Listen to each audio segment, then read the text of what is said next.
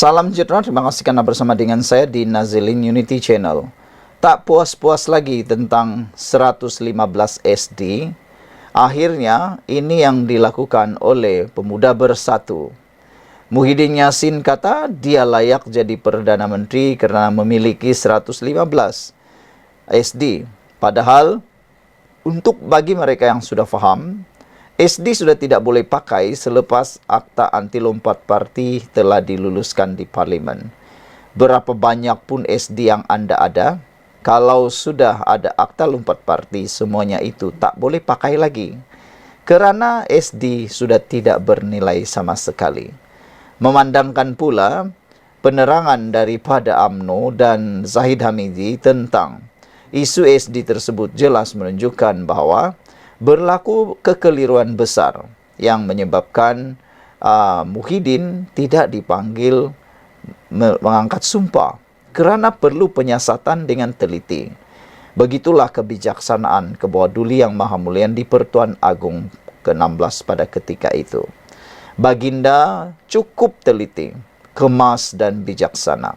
Baginda tidak terus membuat keputusan kerana Baginda sudah merasa beberapa kali di dalam kemelut politik yang besar, dalam langkah Sheraton, dalam langkah yang kita sebut langkah letak jawatan Muhyiddin Yassin telah diambil alih pula oleh Ismail Sabri Yaakob. Semuanya itu memberikan satu titik pengajaran untuk yang di Pertuan Agong. Oleh sebab itulah Baginda akhirnya bukan lagi calang-calang membuat keputusan. Baginda menyiasat daripada sedalam-dalamnya sampai ke dalam-dalamnya. Baginda tidak mengambil keputusan terburu-buru. Sehingga apa saja SD yang Baginda terima tidak terus dia terima, disiasat sedalam-dalamnya. Kita berbangga dengan ketelusan dan juga kebijaksanaan dan juga kecermatan Ketua Duli Yang Maha Mulia di Pertuan Agong, Daulat Tuanku. Walau bagaimanapun, lain pula yang dibuat oleh Pemuda Bersatu. Tiba-tiba mereka pula buat laporan polis dakwa Zahid tipu Agong. Yang sekarang ini katanya ialah siapa yang tipu siapa. Tiba-tiba pula Bersatu kata Zahid tipu Agong. Tapi mari kita lihat apa komen netizen apabila laporan polis ini dibuat, yaitu berkait dengan kononnya Zahid menipu Agong. Kata netizen dalam ruangan komen di Malaysia kini, Red Parrot kata, buat laporan try to divert kes Din menghasut ex Agong. Kata netizen ini, laporan polis ini hanya sekadar untuk mengalihkan perhatian rakyat tentang kes menghasut Muhyiddin, kata mereka. Selain daripada itu, Wan Khalid pula kata yang buat laporan ini semua harus ditangkap sebab menghina yang di Pertuan Agong macam kena tipu dan terpedaya dan senang ditipu. Wan Khalid kata jangan-jangan yang buat laporan polis ini pula nanti pula akan disiasat dan kena tangkap kerana buat laporan palsu. Wan Khalid juga berkata Bersatu masih degil dan menyerahkan yang di Pertuan Agong yang pilih Perdana Menteri ke-10, di mana mereka mengatakan yang di Pertuan Agong membuat kesalahan besar tak guna. Katanya, jika DAP yang buat laporan polis seperti ini, pas cepat-cepat keluar kenyataan mengatakan DAP hina raja-raja dan Agong dan Islam sebab menyalahgunakan YDP pilih salah orang. Sekarang macam mana? Pas nak keluar kenyataan yang sama atau diam? Sehingga waktu ini PAS masih diam. Diam mengunci mulut, tak mengeluarkan apa-apa kenyataan. Pepel Maus kata, Bersatu buat kerja paling bodoh. SD Bersatu itu pun berbohong dengan Agong. Sebab curi 10 ahli parlimen UMNO tanpa merujuk kepada Presiden UMNO yang menguasai mereka melalui perjanjian sebelum PRU 15. Abah kau ni, Muhyiddin, ingat ini zaman tebuk atap. Tergesa-gesa cari sokongan SD. Siapa dulu hantar dia dapat. Tapi Agong bijak dan berhati-hati. Daulat Tuanku, daulat Tuanku. Agung yang kita miliki adalah agung yang amat bijak dan berhati-hati. Agung yang ada pada waktu itu sudah serik dengan perbuatan tebuk atap, perbuatan jatuh menjatuhkan Perdana Menteri melalui SD. Apabila Akta Lompat Parti telah diluluskan, padan muka semua ahli politik. Mereka dah tak boleh lagi curi-curi orang, beli-beli orang, menjual sini sana. Kerana mereka kini terikat dengan undang-undang tersebut. Jadi sebenarnya saya setuju dengan Purple Mouse. Bersatu buat kerja bodoh apabila SD bersatu tu dianggap relevan. Sebenarnya SD itu tidak lagi relevan. Kerana SD bersatu itu pun berbohong dengan Agong. Sebab mereka curi 10 ahli Parlimen UMNO tanpa merujuk Presiden UMNO yang menguasai mereka melalui perjanjian sebelum PRU 15. Dan ramai tahu, sebelum dijadikan calon dalam PRU 15, semua calon Barisan Nasional menandatangani akur janji. Antaranya ialah mereka bersetuju bahawa kerusi yang mereka menangi itu bukan milik peribadi tapi milik parti. Selain daripada itu, mereka juga akur kalau mereka lompat parti, mereka akan membayar 100 juta ringgit. Selain daripada itu, mereka juga akur bahawa apa juga keputusan yang dibuat oleh Presiden adalah sah. Jadi maka dengan itu, hanya keputusan Presiden secara en bloc boleh diterima. SD tak pakai lagi lah. Abah kau ni, Muhyiddin, kata Purple Mouse, ingat ini zaman tebuk atap lagi kah? Yang mana tergesa-gesa cari sokongan SD. Siapa dulu hantar dia dapat. Sebenarnya itu semua sudah tak pakai lagi. Tak pakai lagi. Mereka kena rujuk, baca balik itu perlembagaan yang sudah diluluskan sewaktu pentadbiran abah kau atau Muhyiddin. Dia mungkin lupa waktu dia menjadi Perdana Menteri, undang-undang Akta Anti Lompat Parti telah pun diluluskan. Bukan waktu Anwar Ibrahim, tetapi waktu Perikatan Nasional berkuasa menjadi kerajaan, waktu itulah Akta Anti Lompat Parti diluluskan. Jadi, tindakan pemuda bersatu melapor polis dakwa Zaid Tipu Agong ini adalah tindakan yang sia-sia sebenarnya. Bahkan, silap-silap hari bulan lebih menyusahkan Muhyiddin Yassin kerana makin lama makin disiasat tanpa ada kesudahannya. Sekian dulu untuk kali ini. Jangan lupa tinggalkan komen anda, tekan butang subscribe. Salam sejahtera, terima kasih kerana bersama dengan saya di Nazilin Unity Channel. Keputusan RCI, siasatan diraja berkait dengan isu Pulau Batu Putih, akhirnya keluar dan telah pun diwartakan. Anwar Ibrahim memberikan komen yang cukup lantang dan berani, yang kita fahami pastinya sedang merujuk kepada pengkhianat negara. Anwar Ibrahim kata, akibat cuai ataupun kerana cukai kendali isu Batu Putih, ianya pengkhianatan kepada negara. Perdana Menteri Datuk Seri Anwar Ibrahim menyifatkan kecuaian dalam mengendalikan isu Batu Putih adalah satu bentuk pengkhianatan kepada negara. Beliau berkata, biarpun kerajaan menerima keputusan Mahkamah Keadilan Antarabangsa ICJ, tiada negara di dunia ini yang ingin melepaskan mana-mana kuasa atau kawasan dengan mudah. Malah sanggup berperang untuk mempertahan sebuah wilayah kecil. Sebab itu, Kerajaan Madani setuju adakan Suruhanjaya Siasatan Diraja RCI untuk memutuskan apa yang sebenarnya berlaku. Mengapa negara ini, negara hebat Malaysia tercinta ini, izinkan pengkhianatan begitu rupa sehingga terlepas dengan mudah tanpa gunakan jalur hukum pertahankan hak kita, kata Anwar Ibrahim.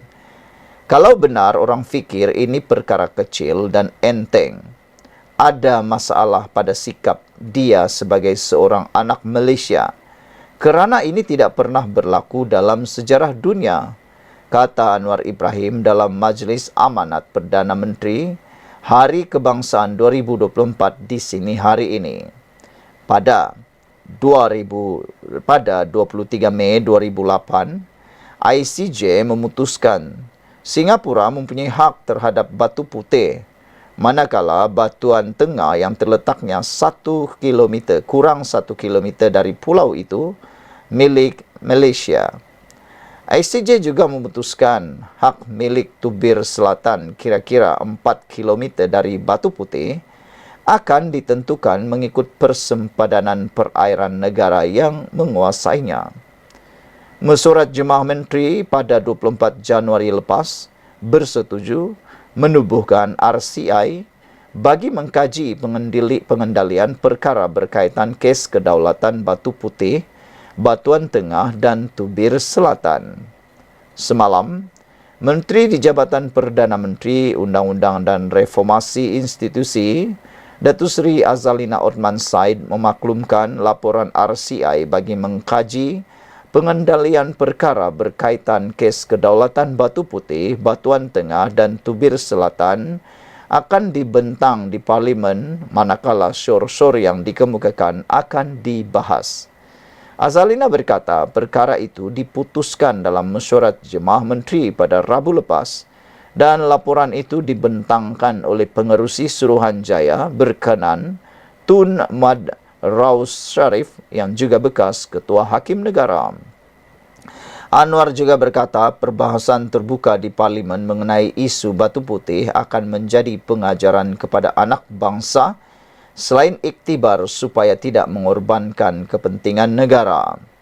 Kita akan izinkan perbahasan terbuka di Parlimen dan luar Parlimen untuk jadi pengajaran dan iktibar kepada anak-anak bangsa pada masa akan datang, bahawa negara ini terbentuk dengan pahit getir, keringat, air mata darah pejuang selama ratusan tahun lawan penjajah demi penjajah dan tidak boleh dikorbankan kepentingannya, kata beliau yang juga Menteri Kewangan.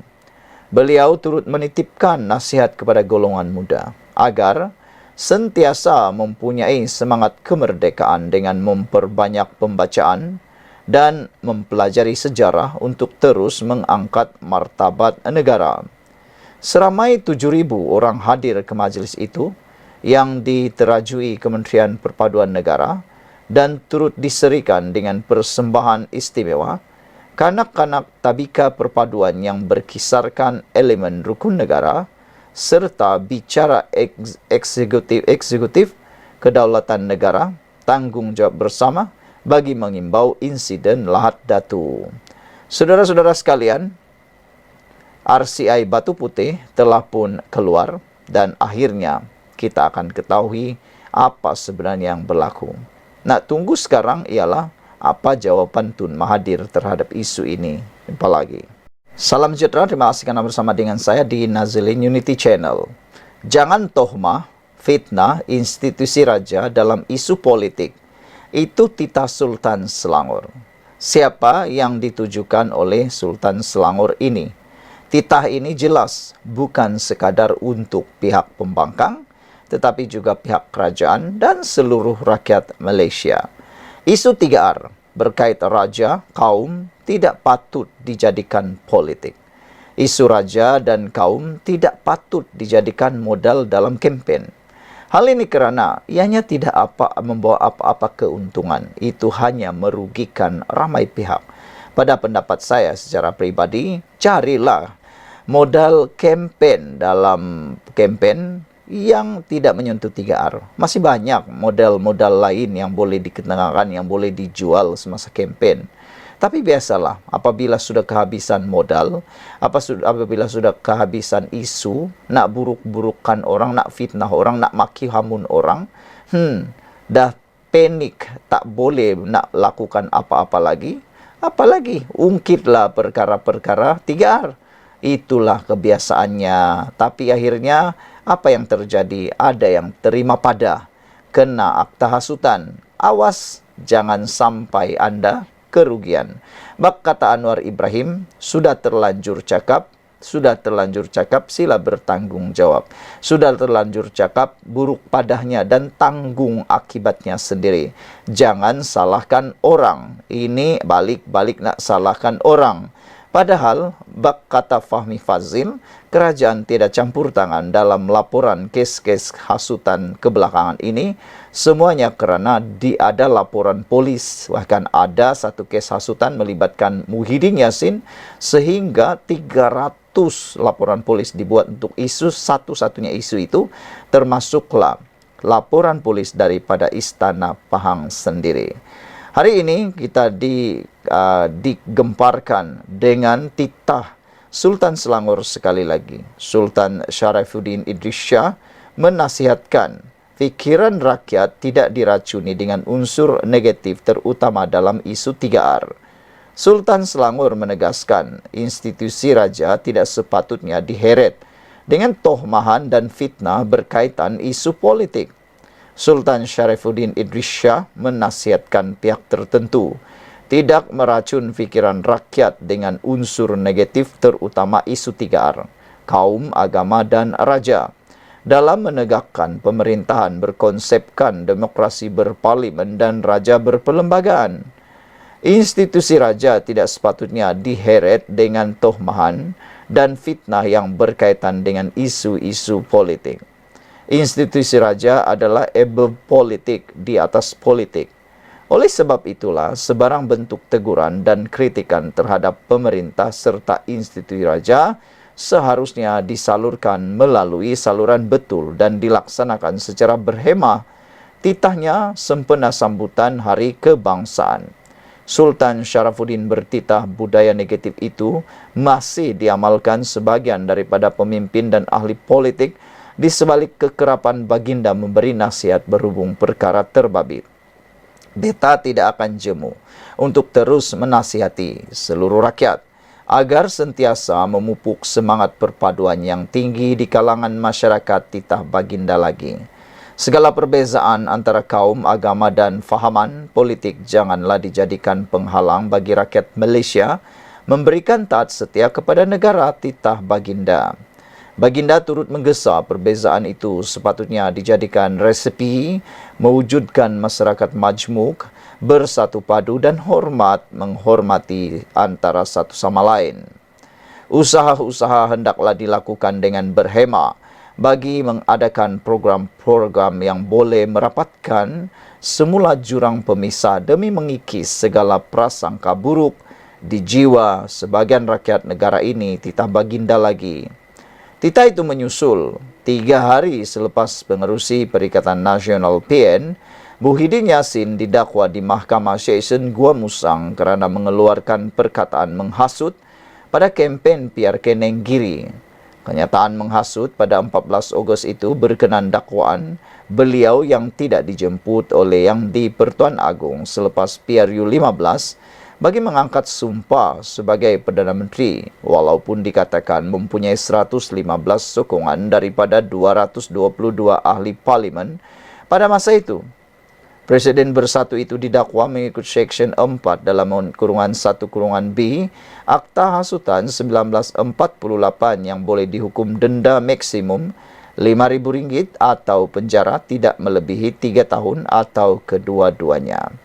Sekian dulu untuk kali ini. Jangan lupa tinggalkan komen Anda, tekan butang subscribe. Bye-bye.